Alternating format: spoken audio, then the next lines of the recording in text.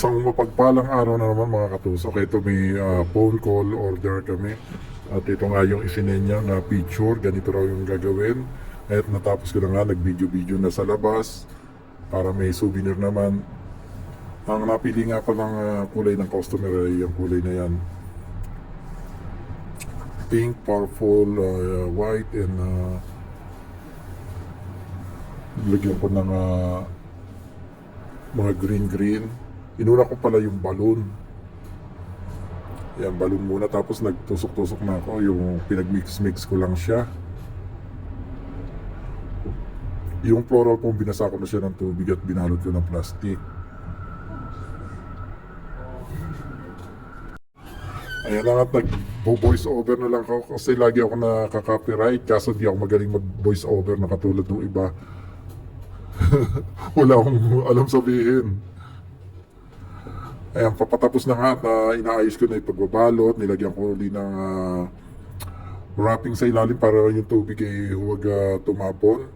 Dahil binasang-basa ko talaga yung floral foam para magtagal yung bulaklak.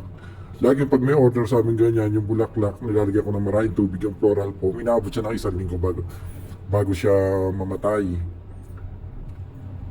Yan, doble nga ginawa kong wrapping, diamond style yung sa loob niya. Tapos sa labas ay nilagyan ko siya ng yung gumas na wrapping.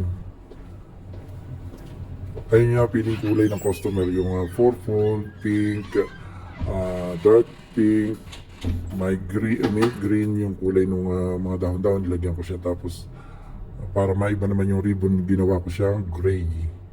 At ayan, nag-video na ako sa labas para may souvenir naman sa aking gawa.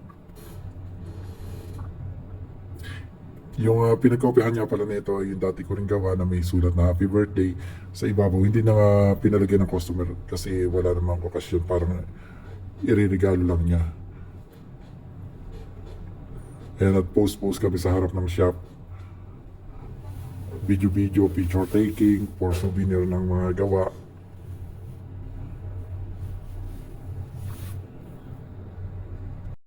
Trying hard pa ako mga katusok mag-voice over. Hindi ako marunong magkwento sa pag-voice over.